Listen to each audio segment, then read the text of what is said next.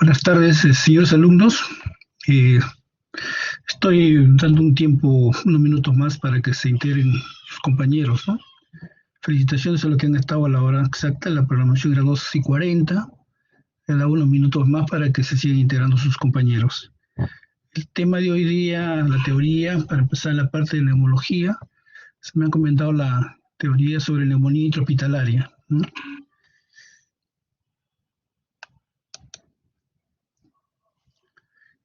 La definición: la neumonía nosocomial o intrahospitalaria se define como la infección del parénquima pulmonar que se presenta a partir de las 48 horas del ingreso o aquella que se desarrolla dentro de las primeras 72 horas tras haber salido el paciente de alta, ¿no? O sea, a las 48 de haber ingresado a hospitalizarse o a las 72 horas posteriores al alta.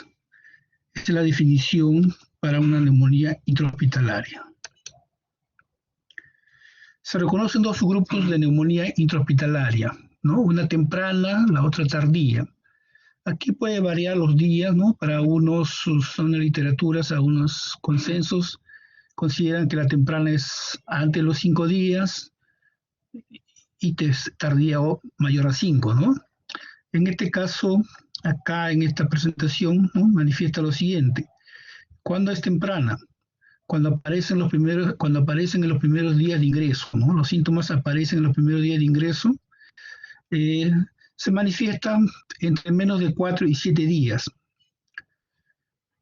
Está causada por bacterias de la comunidad que colonizan habitualmente la orofaringe, tales como el neumococo, el Haemophilus influenzae, el Staphylococcus aureus sensible a la meticilina, entre otros.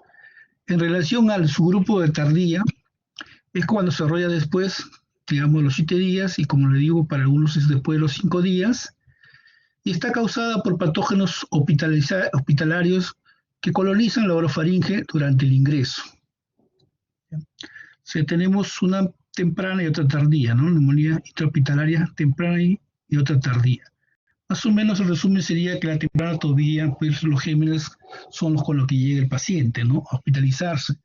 Y la tardía sería con gérmenes ya más que todo propios ahí del lugar donde están hospitalizados.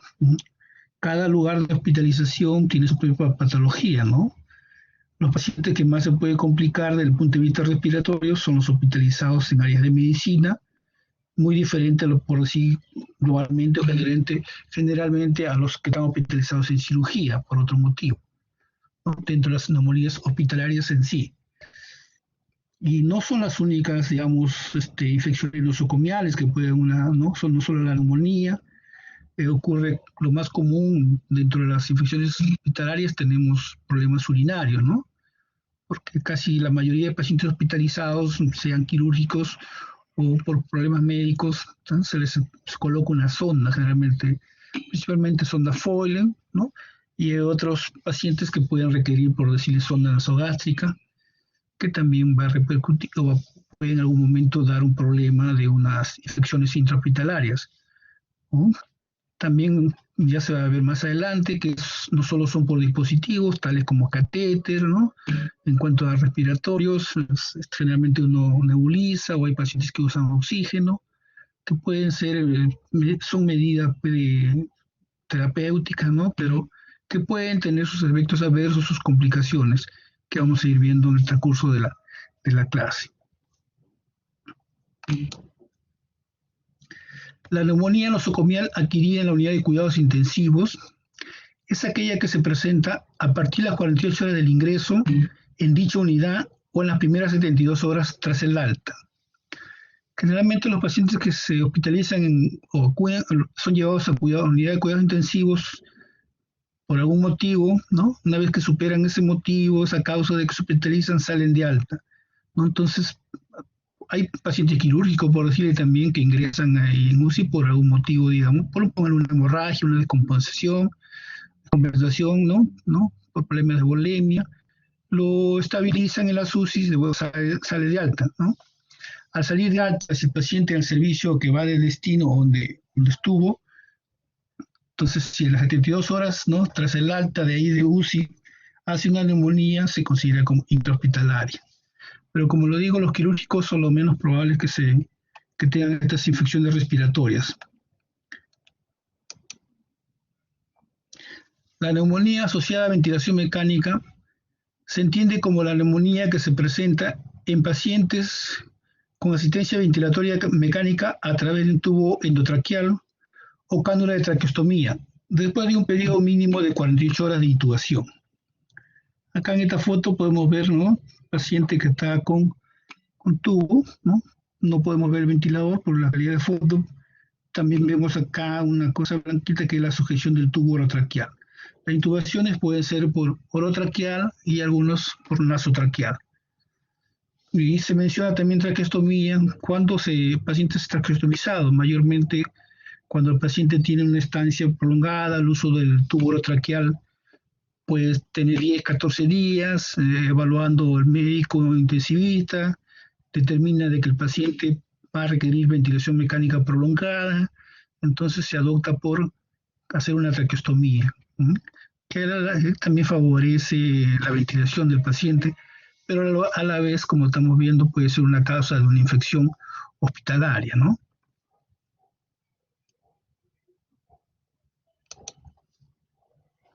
En relación a la epidemiología, esta clase, ¿no?, es antes de tener esta pandemia.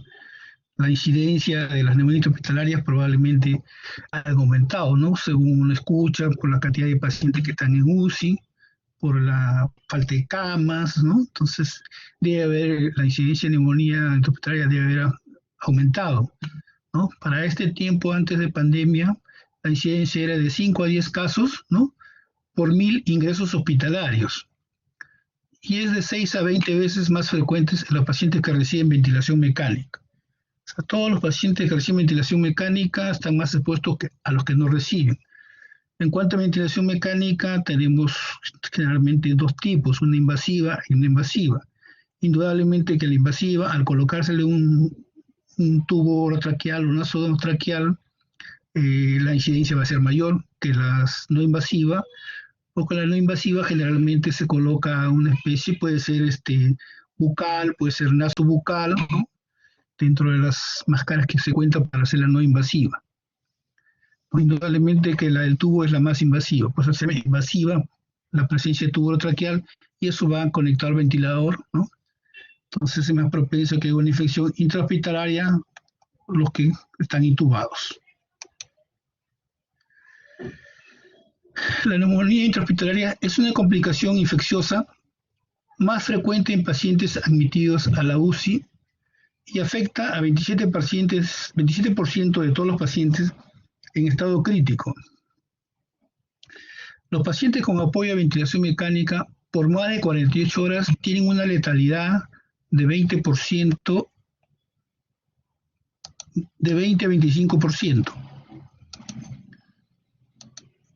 ¿No?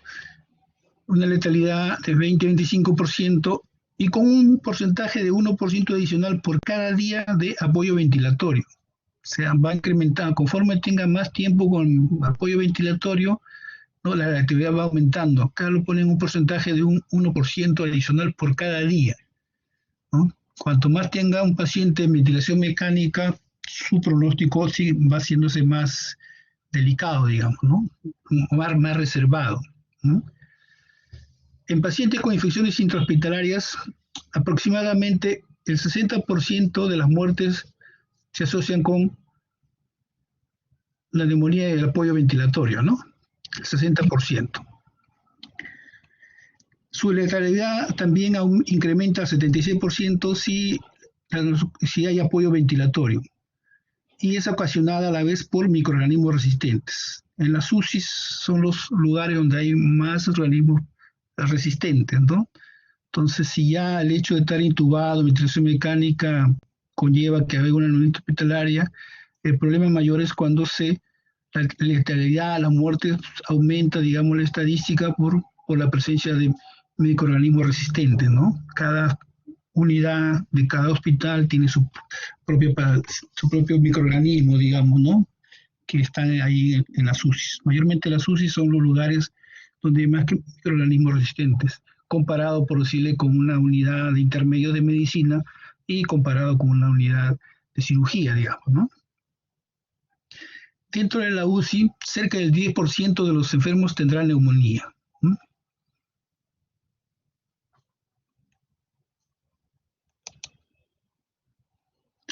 En cuanto a los factores de riesgo, tenemos una serie de factores de riesgo, entre ellos tenemos la desnutrición, ¿no? El índice de masa corporal mayor a 27, el tabaquismo, la presencia de sonda nasogástrica, que ya lo hemos mencionado, la intubación nasotraqueal o orotraqueal también, presencia de placas dentobacterianas, ¿no? A nivel dental, la edad avanzada, ¿no? Los pacientes, generalmente los pacientes mayores de 65 años, por decirle, ya tienen que estar con vacunas, ¿no? Porque ya la inmunosupresión se está dando en ellos, ¿no? Entonces, también es un factor la edad. En cuanto a la prematurez y bajo peso al nacer, también es un factor de riesgo. Aquellos pacientes que tienen enfermedad pulmonar subyacentes, como decirles EPOC, ¿no? Fibrosis pulmonar. Inmunosupresión, aquellos pacientes que tienen infecciones como SIDA, pacientes oncológicos, pacientes que reciben corticoides, ¿no? También están como factores de riesgo para que hagan una neumonía intrahospitalaria. Y lo importante es la estancia prolongada hospitalaria, ¿no?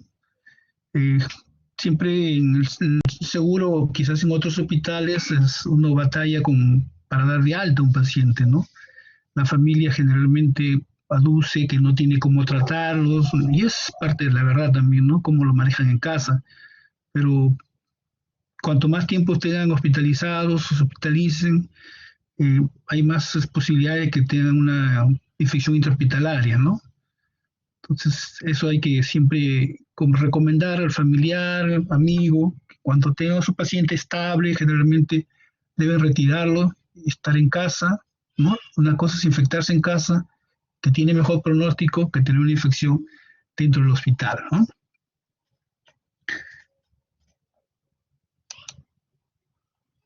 En cuanto a la etiología, tenemos la microaspiración orofaringea o gástrica, la inoculación directa por equipo de tratamiento o diagnóstico, ¿no? Los tubos, las nebulizaciones como hemos manifestado, una etiología también la hematógena, ¿no? Por foco séptico alejado, la translocación bacteriana. ¿Qué ocurre? Los gérmenes del tubo digestivo atraviesan la mucosa intestinal.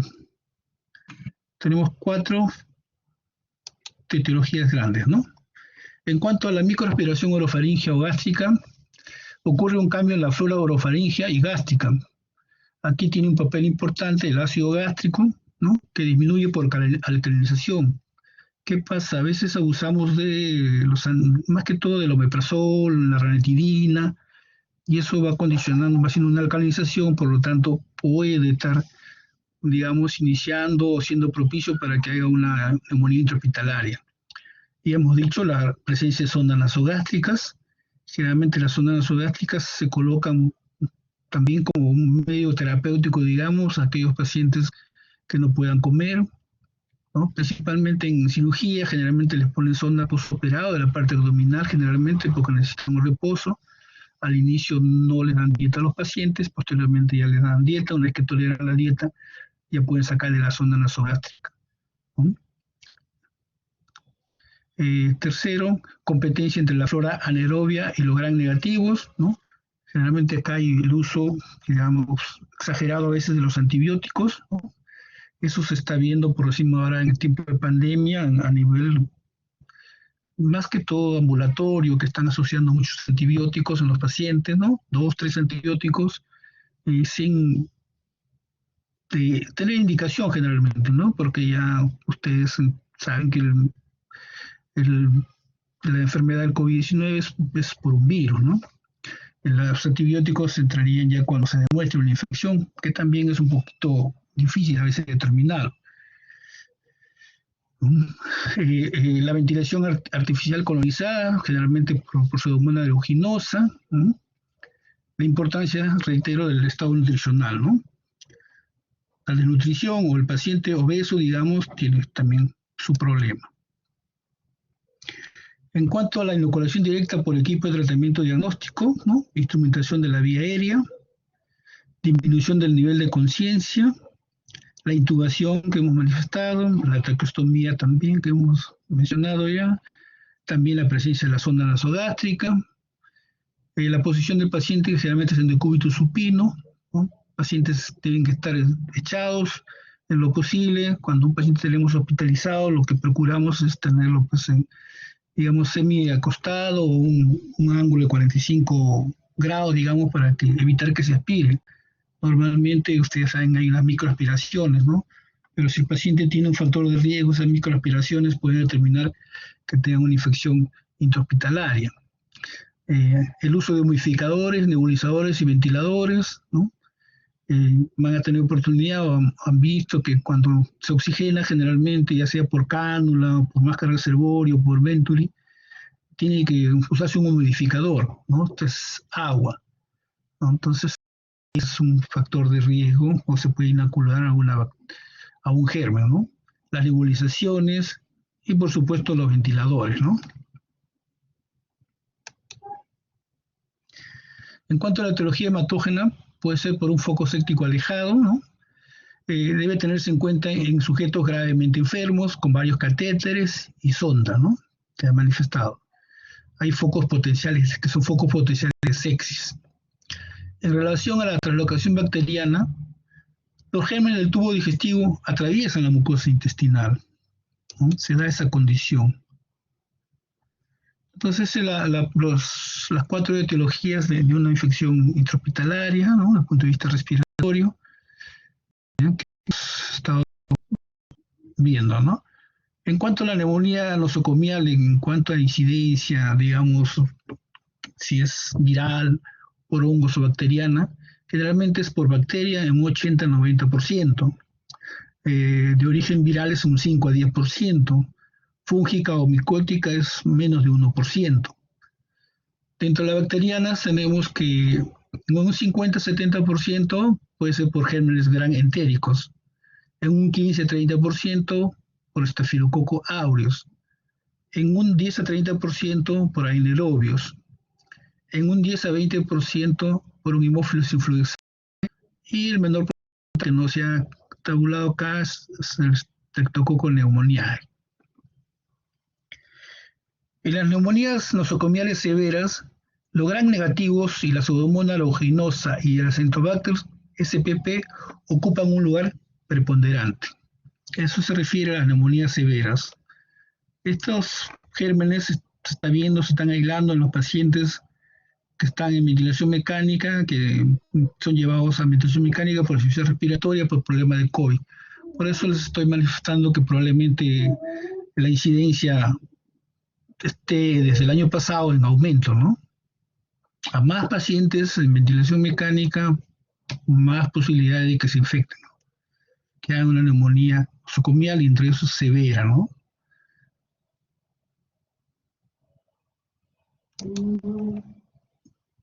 El momento del inicio ya le hemos manifestado, ¿no? Entonces puede ser temprano o tardío.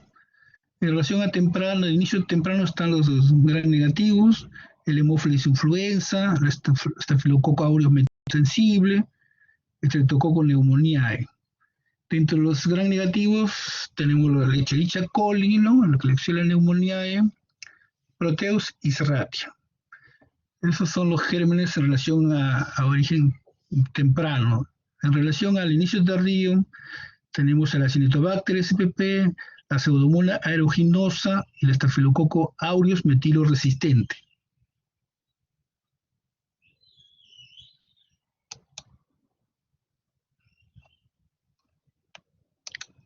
En relación a estos gérmenes, antes de la pandemia, generalmente en pacientes que estaban intubados con probables neumonías, se hacía consultas a neumología para hacer broncofiloscopía, ¿no? Se hacía rutinariamente, digamos, uno al día, ¿no?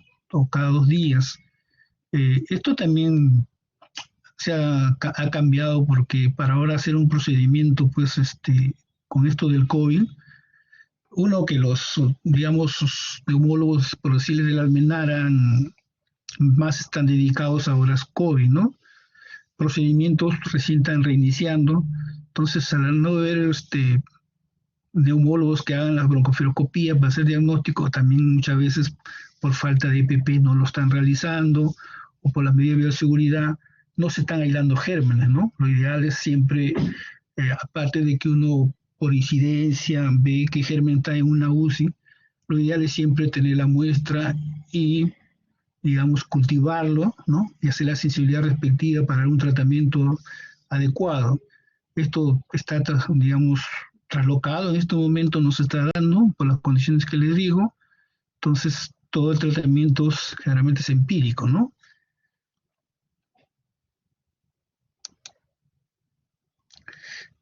Mencioné la neumonía nosocomial severa, son las que se desarrollan en la UCI con ventilación mecánica clásica, o sea, que puede ser invasiva, no invasiva, en pacientes con insuficiencia respiratoria, progresión radiológica rápida o complicada, ¿no?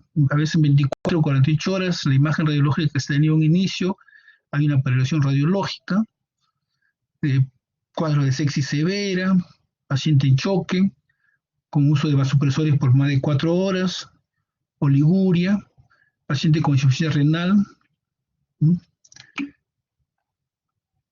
Acá tenemos una foto de un paciente con ventilación mecánica, una foto, ¿no? Pero eso ahora, por la pandemia, reitero, las camas están más secas, o no están, ya tienen que trabajar más los colegas y están más cerca de lo que puede estar permitido entre la distancia entre un paciente intubado en ventilación mecánica con otro, ¿no? En verdad están batallando bastante los médicos, más que todo intensivistas, ¿no? Que hoy día están celebrando su día, digamos, pero son los que están trabajando más. Eso a nivel hospitalario, ¿no? Pero a nivel, digamos, ambulatorio hay personal que está trabajando con los pacientes de COVID leves a moderados, ¿no? En cuanto a la fisiopatología, ¿no? Es la consecuencia de la proliferación de microorganismos a nivel alveolar, lo que determina una respuesta contra ellos, ¿no? Que esa respuesta es dada por el hospedador. Esta es la parte de la fisiopatología, es una gráfica, ¿no? Donde vemos las partes, digamos, graficado de la parte respiratoria, ¿no? Esta gráfica no me ayuda para manifestarles que acá hay una especie de colonización, digamos, en quienes hay una colonización en aquellos pacientes que usan tabaco, ¿no? Por una infección viral, pacientes diabéticos, pacientes alcohólicos con mal estado general, portadores de neoplasias y uso de antibióticos. Entonces estos determinan cierta colonización que va a llevar a cabo a que el organismo tenga su mecanismo de defensa. Y otra forma es la aspiración, ¿no? Ya lo he manifestado, que hay una microaspiración, ¿no? Hay también interviene el alcoholismo, accidentes cerebrovasculares, alteraciones de la devolución, depresores del sistema respiratorio. Todo esto conlleva mecanismos de defensa que a la larga lleva a que la respuesta sea una neumonía, ¿no? Acá tenemos esta gráfica, digamos, alveolos normales, sin tener ninguna secreción, y acá ya tenemos con secreción un cuadro de neumonía.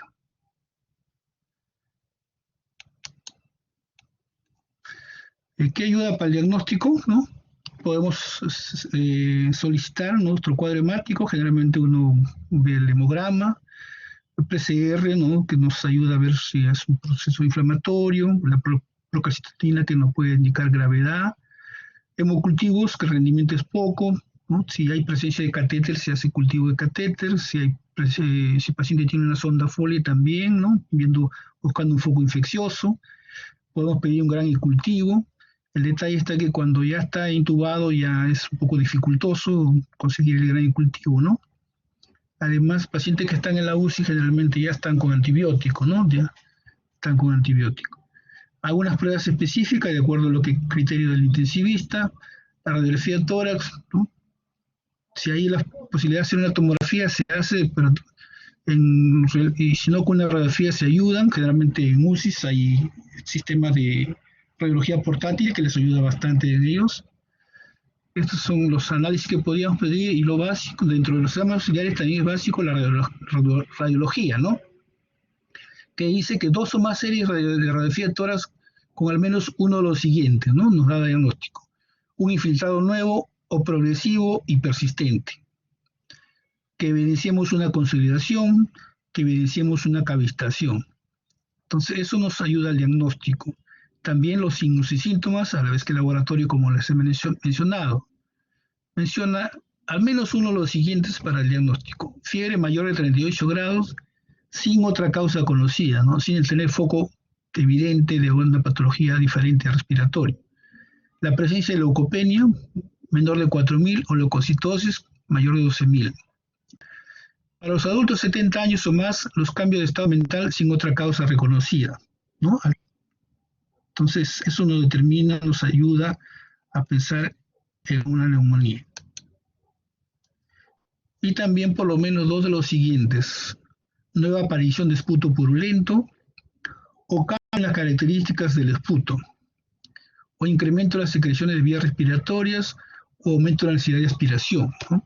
Ya, entonces, como la enfermera aspira, ya dice, comunica al médico, dice, doctor, del día de ayer para hoy día aumentó las secreciones.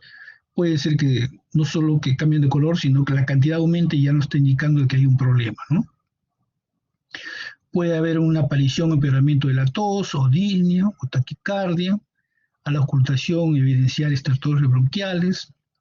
En una gasometría podemos evidenciar que el PAFI es menor de 240. Entonces, eso nos está ayudando al diagnóstico. Acá tenemos una escala de puntuación del CPIS. No estoy muy bien con el inglés, ya tiempo que no estoy en esto, pero lo menciono como Clinical Pulmonary Infection Score, en el cual uno ve, es un puntaje por, digamos, de acuerdo al grado de temperatura que tenga el paciente, al grado de leucocitos que se evidencia en el hemograma, el tipo de secreciones respiratorias que se visualicen, se ve los rayos radiográficos, la gasometría, como le digo, para ver el PAFI, el cultivo respirado traqueal, ¿no? Se evidencia, da puntaje. Entonces, se da un puntaje por cada parámetro que hay ahí. Entonces, una puntuación mayor o igual a 6 es una neumonía asociada a ventilación mecánica probable. Una puntuación menor de 6 es una neumonía asociada a ventilación mecánica poco probable, ¿no? Si tenemos mayor o igual a 6, probablemente sea una neumonía asociada al ventilador. Si es menos, aleja esa posibilidad. Esta es una escala de puntuación que lo usan los intensivistas. Al igual que usan otro tipo de, digamos, de escalas, ¿no? También usan ellos en los intensivos, pues, sus formatos de Apache, ¿no? Todo eso se maneja bastante en UCI, formatos que ellos les ayuda bastante. En este caso, para la puntuación y ver si es asociado a ventilador o no, se usa este CIPRES. Esta es una imagen, son imágenes radiográficas donde hay una opacidad, lóbulo superior, lóbulo medio, ¿no? De una neumonía, digamos, ¿no? No veo presencia de tubo, ¿no? Entonces, esta es una imagen compatible con una neumonía.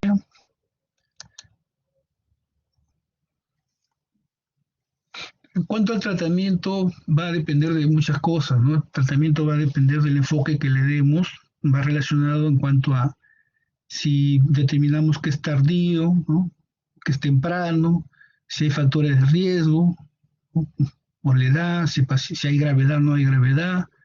Entonces, todo eso uno va viendo y va para determinar qué antibiótico usar, ¿no?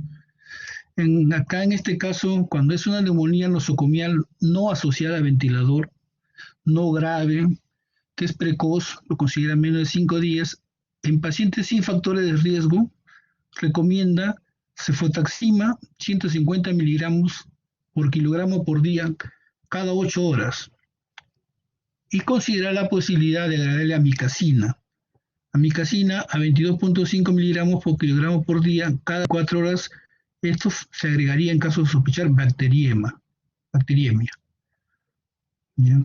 Este es para no asociada a ventilador, no grave, menos de 5 días, en pacientes sin factores de riesgo. Neumonía nosocomial, no asociada a ventilador, pero sí grave, precoz igual que el anterior. En pacientes sin factores de riesgo, la diferencia es que este paciente tiene cierta gravedad. Se recomienda cefotaxima, ya no 150, sino 200 miligramos por kilogramo por día cada 6 horas, ¿no? El anterior era cada 8 horas. Si no optamos por la cefotaxima, podemos dar ceftriaxona, 75 a 100 miligramos por kilogramo por día, cada 12 a 24 horas, más dicloxacilina a 100 miligramos por kilo por día cada 6 horas. Entonces, dos opciones, o la cefotaxima o la ceftriaxona. Acá en neumonía nosocomial no asociada a ventilador no grave, pero que es tardía, o sea, mayor a 5 días, y sin factores de riesgo. Se puede optar por la ceftriaxona, ¿no?, o la cefotaxima, y asociar dicloxacilina a cualquiera de las dos.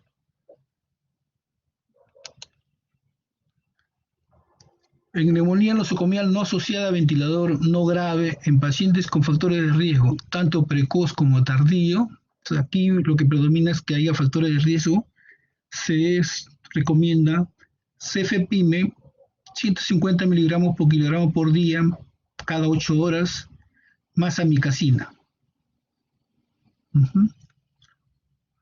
O ceftazidima, 150 miligramos por kilo cada 8 horas, más dicloxacilina cada 6 horas.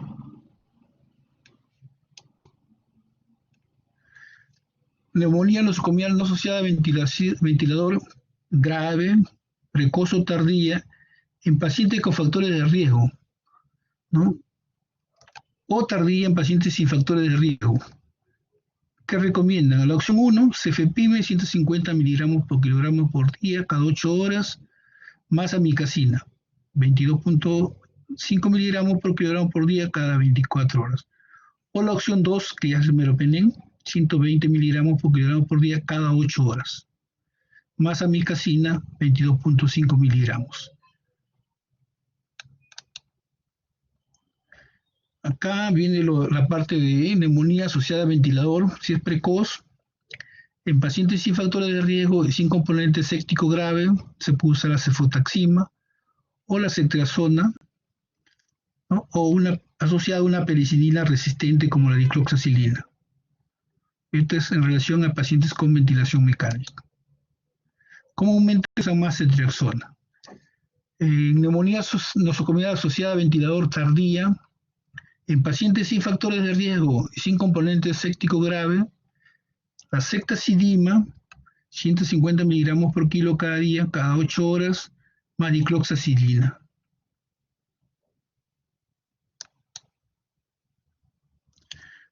Neumonía nosocomial asociada a ventilador en pacientes con factores de riesgo. Puede ser neutropénico, que usen corticoterapia prolongada, trasplantados menor de 12 meses, ¿no? Independiente si es tardía o temprana, recomiendan cefepime, 150 miligramos por kilogramo por día, cada 8 horas, asociado a amicacina, 22.5 miligramos cada 24 horas. Eso es en cuanto al tratamiento. Como le digo, en cuanto a lo ideal es aislar el germen, ¿no? Lo demás son tratamientos de acuerdo a la gravedad, a los factores de riesgo, ¿no?, a la presentación, menos de 5 o más de 5 días de estar hospitalizado, ¿no?, en UCI. Acá tenemos factores de riesgo prevenibles. ¿Qué podemos prevenir? Que el paciente no haga una broncoaspiración, que no haga una depresión del sistema nervioso central, esto más que todo en relación a sedantes que le podamos dar al paciente, el uso de antiácido bloqueantes H2, ¿no?, como le reitero, se usa bastante. Antiguamente usábamos mucho la ranitidina, actualmente usamos casi todos los pacientes omeprazol. Entonces, sonda nasogástrica, si no es muy necesario, no hay que colocar el paciente. La cabecera no elevada, entonces hay que poner semisentado o en ángulo 45 grados. Cambio frecuente del circuito respirador, ¿no? No hay un determinado, digamos, cada cuántos días se debe cambiar o cada cuántas horas. También depende de la secreción. Si el paciente tiene muchas secreciones, debería cambiarse pues al día, pues póngale 3, 4 veces, depende de las secreciones, porque ahí se quedan las secreciones y ahí se van cultivando, digamos, los gérmenes, ¿no? El caldo de cultivo. El uso de relajantes musculares también, pues es, ¿no? Sedación continua, ya lo había dicho, la reintubación y movilización fuera de la UCI, ¿no? Hay casos que el paciente se saca el tubo por no estar bien sedado, no estar bien relajado, entonces cada reintubación condiciona más posibilidad de infección, ¿no? Entonces hay que tener cuidado con eso. Factores de riesgo no prevenibles, ¿no? Entonces acá tenemos, pues, si el paciente necesita ventilación mecánica, no podemos hacer otra cosa. Si el paciente es un paro cardiorrespiratorio, hay que hacer la resucitación. Si el paciente tiene una indicación por parte de oncología, entonces tenemos que seguir dándole su corticoide, por decirle, ¿no? Las comorbilidades ya son cosas intrínsecas del paciente con las que ya trae, ¿no? Cualquiera de las que hemos mencionado. Y las edades extremas de la vida, no se puede hacer nada si el paciente es muy pequeño, lactante o muy anciano. Son factores de riesgo no prevenibles que ya se dan y hay que adecuarnos, ¿no? Esta es la bibliografía de lo que se ha manifestado en esta charla, ¿no? ¿Alguna pregunta que tengan en relación a este punto? Como les decía, la estadística va a variar mucho, todo va a variar de acuerdo a esta patología, a esta pandemia que nos tiene a todos, bueno, nos ha cambiado la vida completamente, con mucha infortunio para algunos, ¿no? Secuelas, pérdidas humanas, ustedes en la parte educativa, ¿no? No es lo mismo estar con el paciente, que es lo ideal para todos, ¿no? Para ustedes, más que todo para ustedes que están en formación. Todo nos ha trastornado, más infecciones. Hay que pasar esta etapa, ¿no? Por decirle, en cuanto puedo decir yo, los residentes en neumología, no, antes ellos bastante hacían procedimientos, broncooscopía, lo cual han dejado de hacer. La experiencia que están ganando sí es el manejo de COVID, importante, entonces de alguna manera hay que sacar provecho de esta situación, digamos, ¿no? Que nadie la esperaba, nadie la desea. ¿Alguna pregunta por parte de ustedes?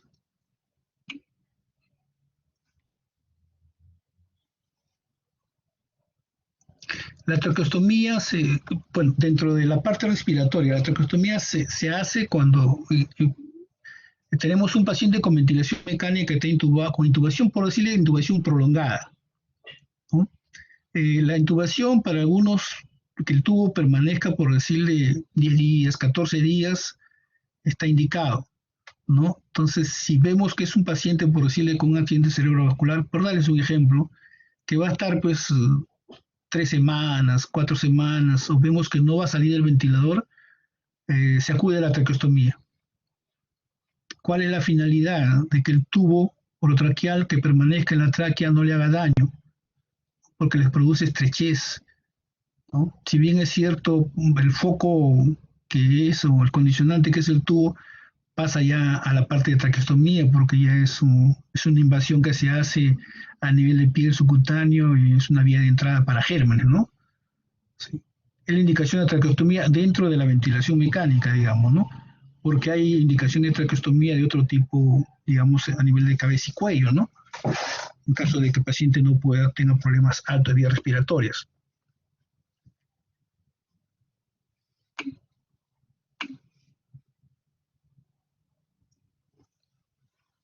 En cuanto a los cuidados del tubo o los cuidados de la traqueostomía, eso lo maneja enfermería, digamos, ¿no?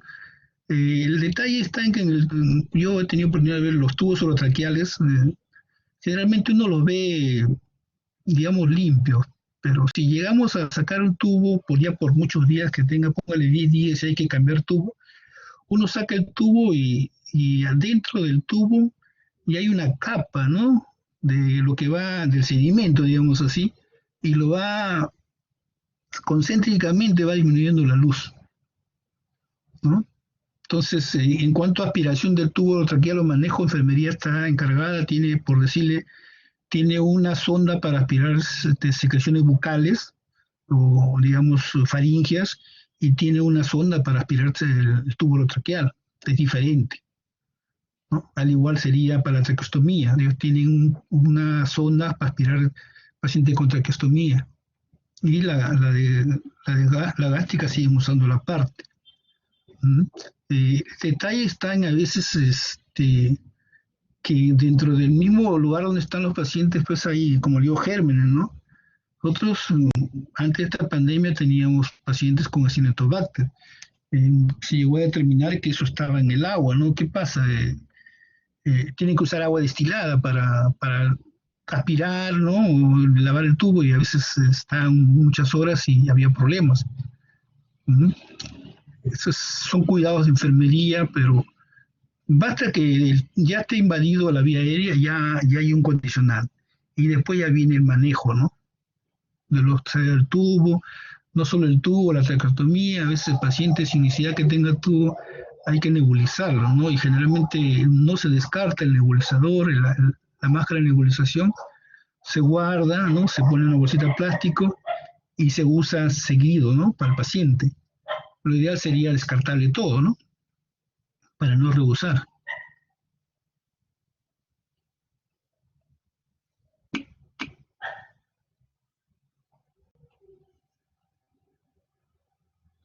Ahora, si tengo un paciente con una neumonía, como plantea acá, de- entre una neumonía comunitaria y una nosocomial, planteamos que se dé el caso, eh, tenemos que actuar de acuerdo a la gravedad.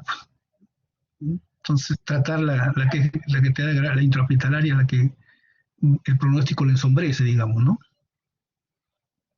Y como ya en la intrahospitalaria o nosocomial, como ven, ya no usamos pues como una comunitaria, pues podemos usar bioral, ¿no? Una moxil, una quinolona. Ya al entrar al hospital ya está con cefotaxima, la cetiazona, que es tercera generación, y de ahí vamos ascendiendo, ¿no? Entonces el tratamiento ya antibiótico es más de amplio espectro. Uh-huh. Y siempre las intrahospitalarias son de peor pronóstico, no responden mucho al tratamiento. Entonces tratar la intrahospitalaria, prevalecer, mejor dicho. Acá hay una pregunta.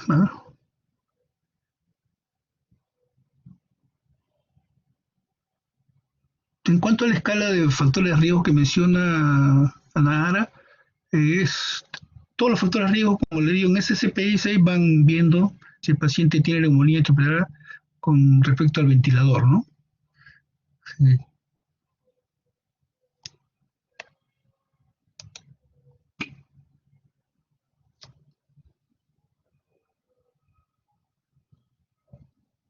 No, los pacientes, no dije, me hicieron la pregunta sobre neumonía comunitaria o aquella en la comunidad y un paciente que ha intrahospitalaria, esa fue la pregunta.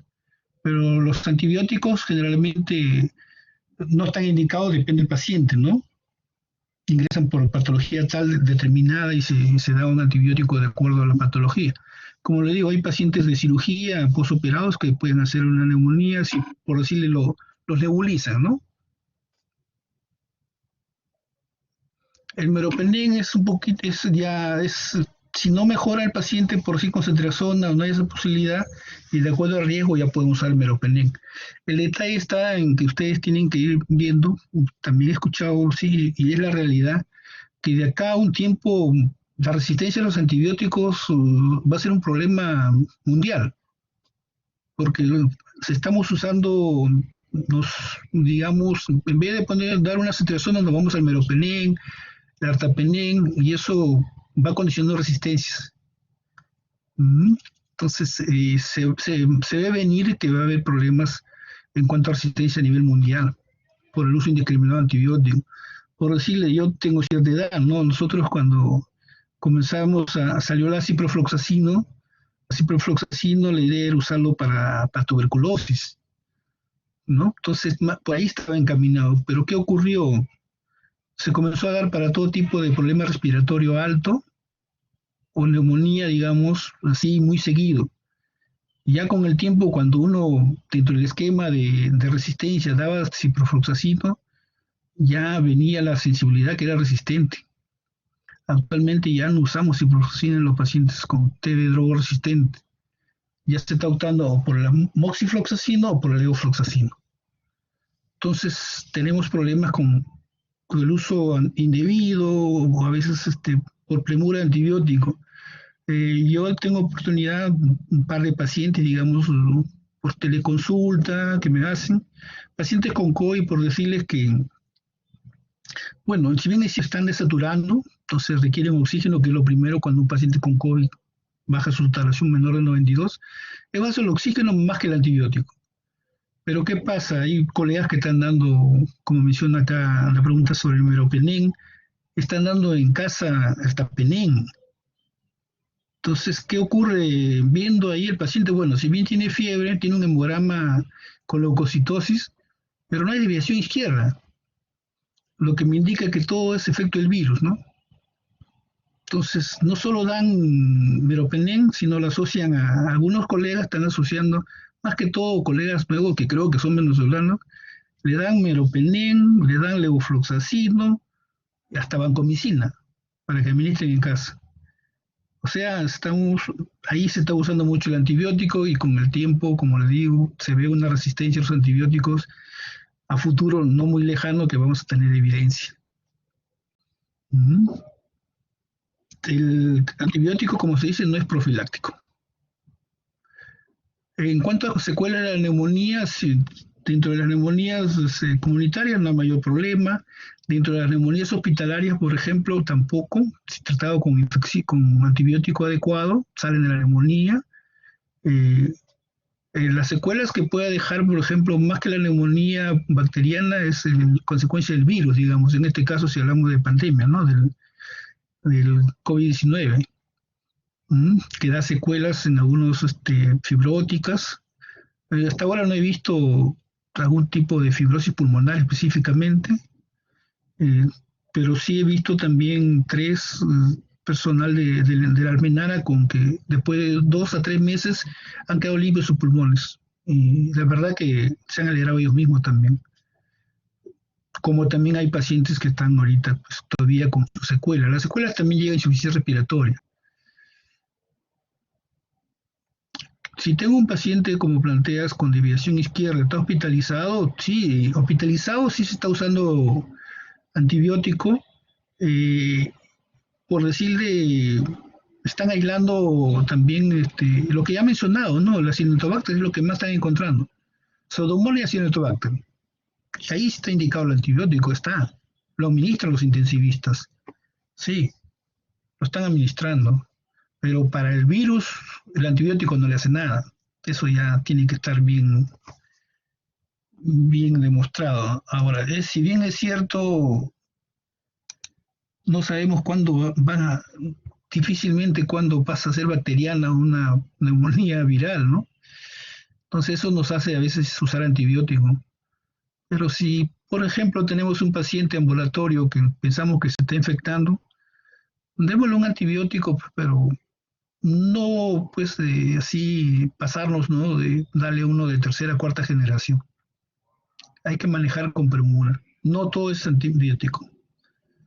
Si hay desviación izquierda, indudablemente sí me orienta a que esté infectado. Pero si yo solo tengo leucocitosis diré, no. Sí es cierto que la gran mayoría dice no hay nada profiláctico, ¿verdad? Sí hay neumonía asociada, sí, sí. Yo a veces tengo pacientes por teleconsulta porque estoy en aislamiento y les doy antibiótico en algunos casos. Pero empiezo por decirles con un amoxil clavulámico. Me va mejor o le va mejor al paciente con amoxil clavulámico que con la levo.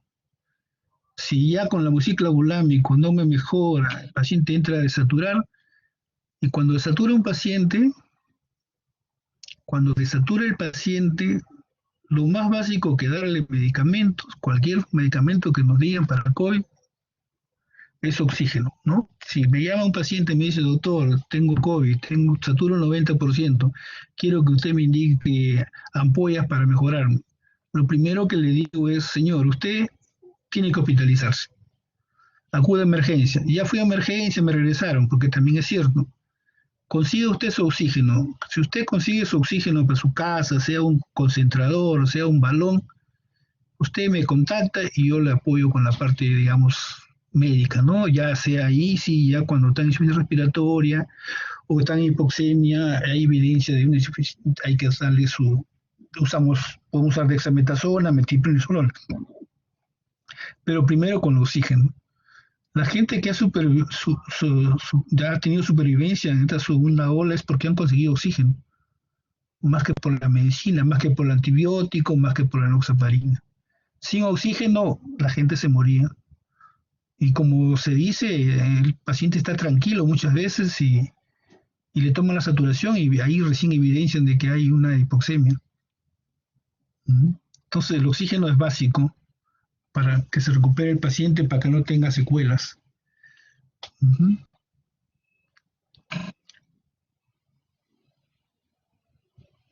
La inmunidad para el COVID está relativo, ¿no? No hay nada todavía muy demostrado. Unos dicen 40 días, otros 45, otros 60, otros 90 días.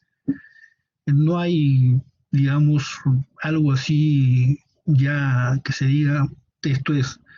Nosotros, como ustedes ven, se mide la parte, digamos, de inmunidad humoral, ¿no? Medimos indirectamente con la IgG y la IgM. La IgG es la que ya nos está dando la defensa, que es la última en aparecer, y ya con eso la IgG nos está diciendo que el caso ya, la parte infectiva ya pasó, pero no se está midiendo la inmunidad celular, que eso todavía no hay estudios, no hay consensos. No hay nada estricto de cuánto tiempo de inmunidad tiene. Por decirle, he tenido hace poco un paciente que en un mes de haber salido de alta con pruebas, ¿no? Fue PCR positivo.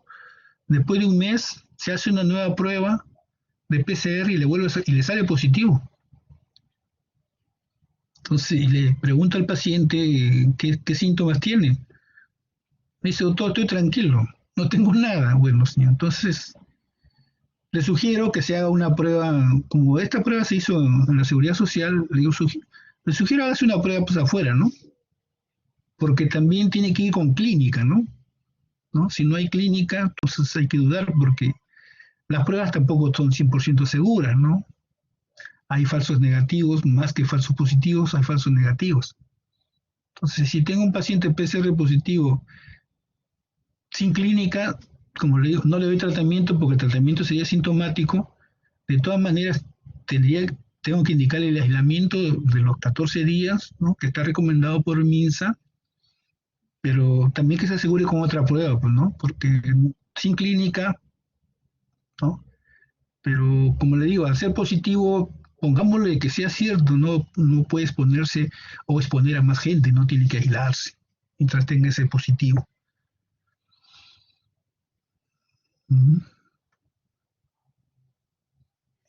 ¿Alguna pregunta?